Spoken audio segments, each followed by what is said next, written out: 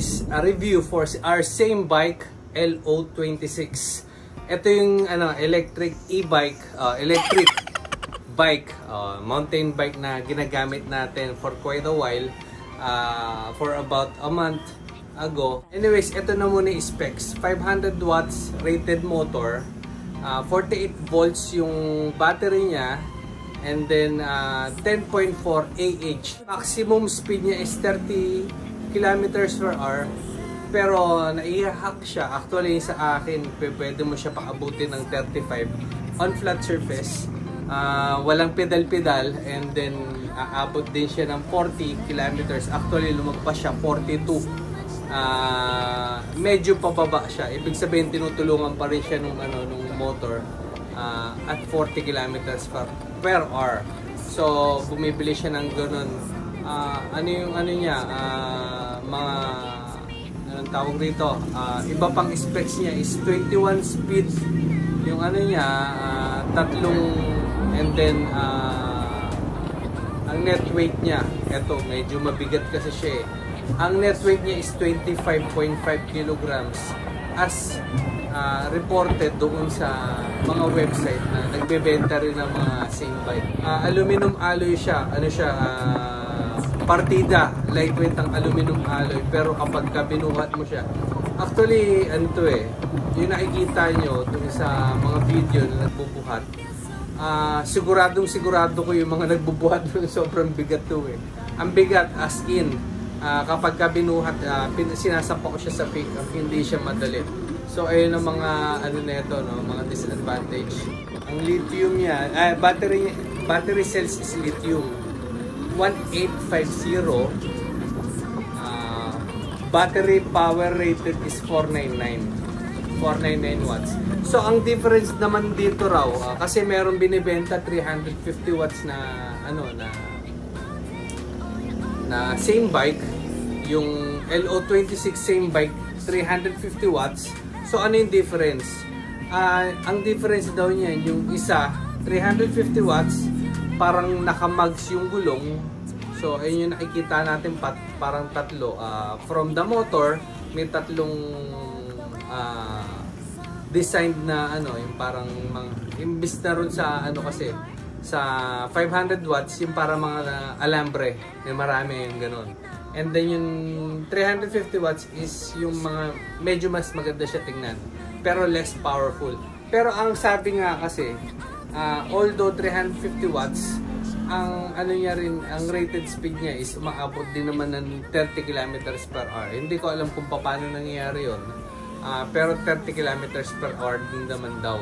So ang difference niya ng speed, kung susungahin natin, is 5 kilometers per hour yung difference.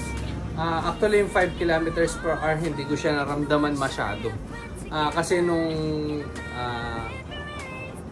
nung dati 30 kilometers per hour, ayun na rin naman yung feeling ng may 35 kilometers per hour. Parang wala talaga, as in bumilis ba talaga. So nagda-doubt ako doon. Pero I think meron siyang significant power na nadagdag nung hinak. So later on papakita natin sa mga susunod na videos paano siya na-i-hack. May mga additional din ako na ilagay doon sa sa upgrades sa natin, sa bike natin. Naglagay ako ng 2 bags. Naglagay ako ng rear rack, yung sinampahan ng bag natin doon sa likuran. So ang maximum load niya, gaano kabigat? 150, hindi pounds, 150 kilograms yung kaya niyang dalhin netong bike na to. So I'm weighing 160, around 160, minsan 159, minsan 162. So around that weight,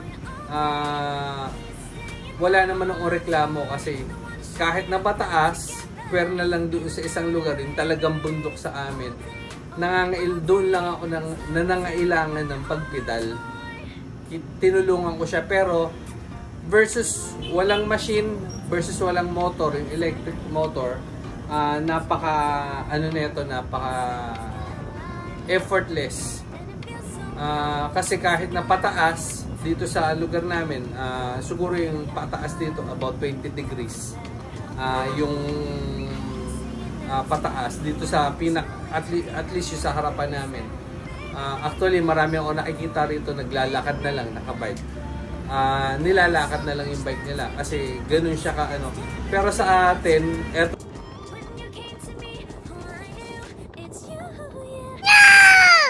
while you're using your LO26 same bike,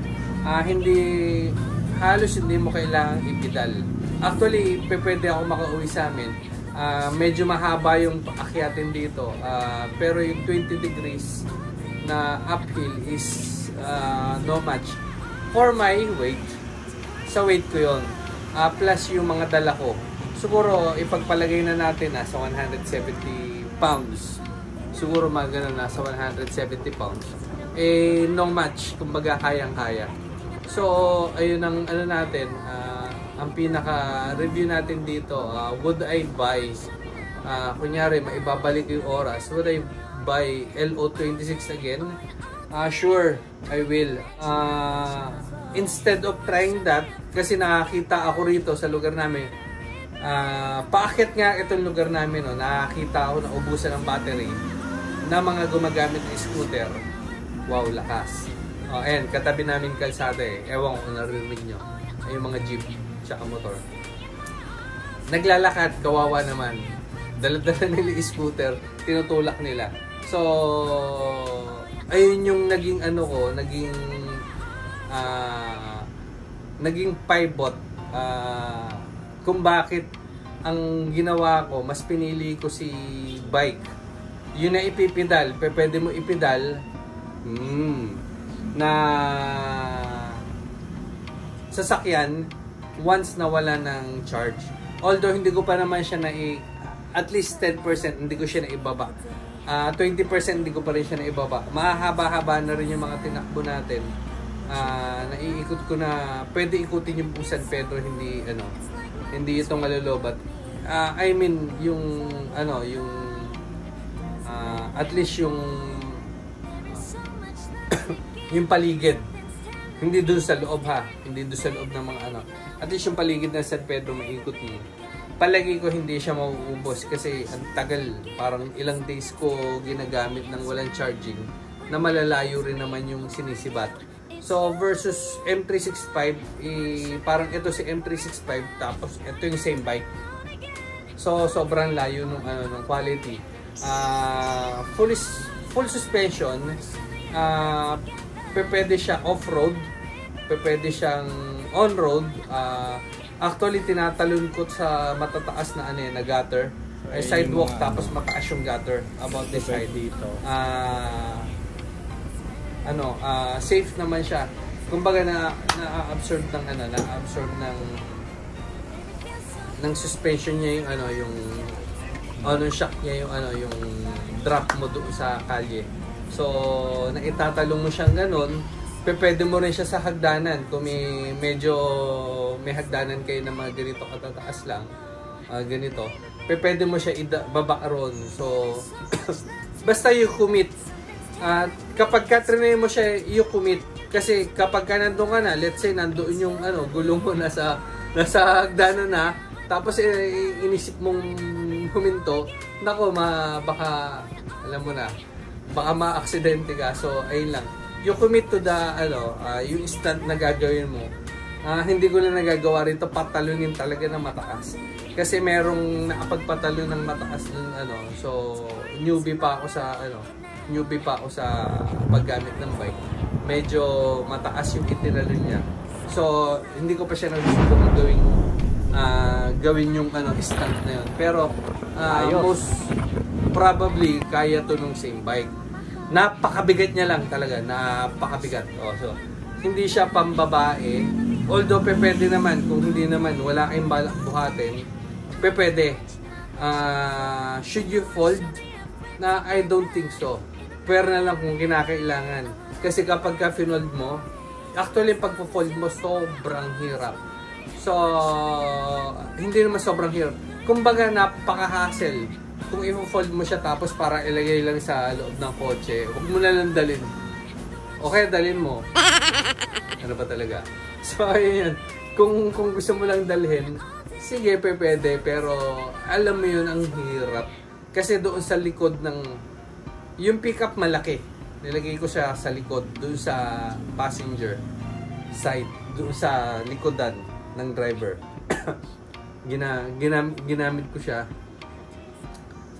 Tiniklop ko kasi nga, kailangan ko iwanan yung sasakyan na wala magbabantay rin sa bike kasi bawal daw magbike dito sa Tagaytay sa ano ba to? Palace in the Sky. Doon sa Palace in the Sky kasi wala. So, ayun. Anyways, ayun yung mga ano, kung may tanong pa kayo rin sa review na to, just comment down. Tignan natin kung paano natin sasagutin. So, ayun yun yung mga ano, probably nasabi ko na. So, it runs 30 kilometers per hour. 500 watts yung ano, yung motor niya. And then 499 watts rated yung battery. Yung power ng battery. And then lithium cells 18650. Tapos mayroon siyang ano, over temperature protection na mamamatay siyang kusa pagka nag 75 degrees Celsius or pataas. Max load niya is 150 kilograms. Ang body niya is aluminum alloy. And then, ano pa, 21 speed, Shimano. Ang ano niya lang, medyo mabigat talaga siya. O, kung may tanong pa kayo, just PM o kaya i-comment nyo lang doon sa baba kung may tanong kayo na tatry naman natin sagutin. Meron akong mga natutunan ilagay doon sa ano, titignan natin kung mai-upload natin yung ibang ano videos kasi nagpalit akong phone na wala rin yung mga ano, mga ibang shots natin sa ano sa shot sa phone ay gamit ang phone kasi naglagay ako ng rear rack, naglagay ako ng mga etc. Tapos yung ano nilagay natin yung ano fender para hindi talsikan yung ano, so nawala yung mga anong yun eh. Pero check natin ano yung mga ano later on mag-upload tayo uli. So salamat sa nanood. Please subscribe, please like, please share. Again, thank you for watching and please subscribe. Huwag nyo kakalimutan na mga friends. Ito yung mga ano, kailangan natin ng pagkakaisa.